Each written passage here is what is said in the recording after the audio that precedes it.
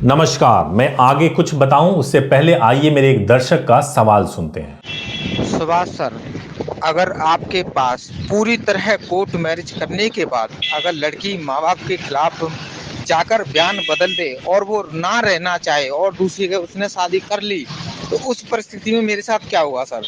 पूरा वीडियो के माध्यम से बताइए प्लीज सर। तो दोस्तों, इसको मैं आपको बिल्कुल सिंप्लिसिटी और बहुत सही तरीके से मैं आपको समझाने की कोशिश करूंगा। इसमें दो स्टेप बनते हैं अगर आपके सामने ऐसी परिस्थिति पैदा हो जाए। सबसे पहले तो बयान चेंज हो उसके पहले ही लड़की को समझा देना चाहिए, और दूसरा, फिर भी अगर लड़के बयान चेंज कर ले तो आपको कुछ स्टेप्स लेने चाहिए। वो 3 स्टेप्स होते हैं जो मैं आपको बताऊंगा। तो सबसे पहली चीज ये है कि जब आप कोर्ट मैरिज करने के लिए आते हैं उसी वक्त आप अपने पार्टनर को बताइए कि बयान चेंज करने की परिस्थिति कौन सी आती है। अगर इन केस हम पकड़े जाते हैं, इन केस आप पुलिस के सामने जाते हो, तो पुलिस आपके ऊपर अलग अलग तरीके से दबाव बनाती है। मसलन पुलिस यह कह सकती है कि मैं तुम्हारे बॉयफ्रेंड को या तुम्हारे पति को जेल में भिजवा दूंगा, उनको गलत आरोप लगा करके जेल में डाल देंगे। ये भी कर सकती है कि पुलिस ब्लैंक पेपर पे बहला फुसला के साइन करवा ले। ये भी हो सकता है कि माँ बाप इस तरह की परिस्थिति पैदा कर दें कि आपको लगे कि साइन कर ही देना चाहिए। तमाम तरीके से कोई ना कोई परिस्थिति पैदा करके बयान चेंज करवाने की कोशिश की जाती है। और यह भी हो सकता है कि लड़की खुद ही अपनी मर्जी से बयान चेंज कर दे। अगर किसी भी परिस्थिति में अगर ऐसा हो गया है कि लड़की ने अपना बयान चेंज कर दिया है, तो पहले तो आपको शादी के वक्त ही समझाना चाहिए कि ये परिस्थिति पैदा होगी। अगर होती है, आप बयान जरूर चेंज कर लो, कोई प्रॉब्लम नहीं है। थाने के सामने अगर आपको बयान चेंज करना है कर लो, लेकिन ये स्कोप रखो कि जब आप घर जाओ तो आप तुरंत कांटेक्ट करो, तुरंत बात करो। ये तो तब की परिस्थिति है जब लड़की को मजबूरी में बयान चेंज करना पड़ा हो, लेकिन अगर उसने जानबूझ के बयान चेंज कर लिया होगा तब आपको 3 स्टेप लेने हैं। सबसे पहला स्टेप तो यह है कि आप पूरी तरह से कोशिश करें कि लड़की से कांटेक्ट हो सके और जानने की कोशिश करें कि उन्होंने बयान क्यों चेंज किया।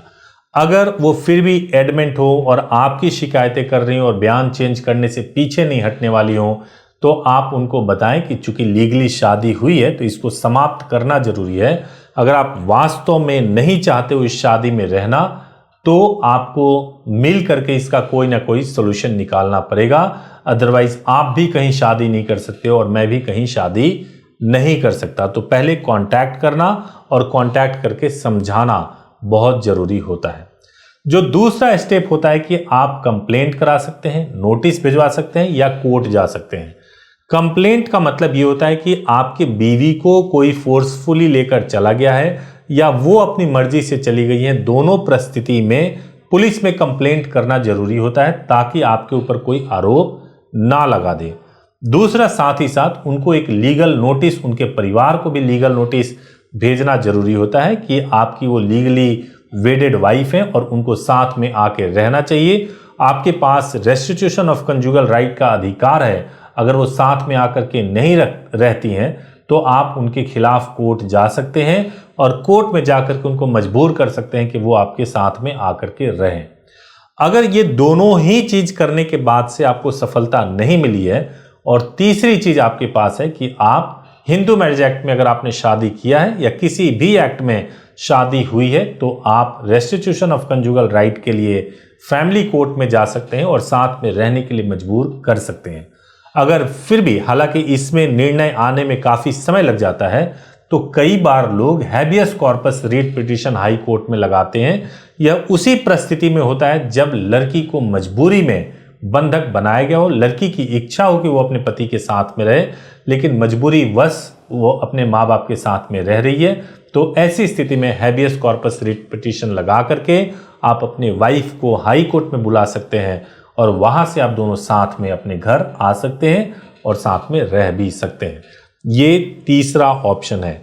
अब ये दोनों, जो पहला ऑप्शन मैंने बताया था कांटेक्ट करें और दूसरा ऑप्शन कंप्लेंट, नोटिस या कोर्ट का जो बताया, उसके बावजूद अगर आपको सफलता नहीं मिली है तो तीसरा ऑप्शन है कि आपको विवाह समाप्त करने के बारे में भी विचार करना चाहिए। क्योंकि अगर आपने कोर्ट टू कोर्ट भी डिपेंड करता है, अगर आपकी तुरंत शादी हुई है तो मैरिज कैंसिलेशन भी एक पॉसिबिलिटीज होती है। अगर आपकी शादी किसी गलत इंफॉर्मेशन के बेसिस पे हुई है तो मैरिज कैंसिलेशन आसानी से हो सकता है। इसके अलावा उसको हम नल एंड वाइड भी करा सकते हैं आपके मैरिज को, और डिवोर्स भी किया जा सकता है अगर ज़्यादा समय हो गया है तो जिस तरह की भी परिस्थिति हो, आपको इसमें लीगल गाइडेंस की ज़रूरत पड़ेगी। अगर आपको लीगल गाइडेंस चाहिए होगा तो आप हमारे हेल्पलाइन नंबर 8800444555 पर सुबह 9 बजे से लेकर शाम को 8 बजे तक कॉल कर सकते हैं, या ऐसे ही आप भी क्वेश्चन मेरे नंबर पे या हमारे ईमेल पे व्हाट्सएप के थ्रू भेज सकते हैं और हम आपके सवाल को वीडियो में लेकर के जरूर जवाब देंगे। एक आखिरी में जो बात मैं कहना चाहता हूं कि अगर आपकी वाइफ ने बयान बदल भी लिया तो आपके ऊपर कोई फर्क नहीं पड़ने वाला है। आपको किसी तरह की जेल या पुलिस या किसी भी तरीके से एडवर्स कोई सजा आपको नहीं मिलेगी, और ना ही कोई पुलिस अथॉरिटीज या कोई भी गवर्नमेंट अथॉरिटीज आपको परेशान कर सकती हैं। फिर भी अगर कुछ आपके साथ ऐसा हो रहा है तो जरूर कांटेक्ट कीजिए, हम लोग हेल्प करेंगे। Thank you so much for watching this video. Thank you so much.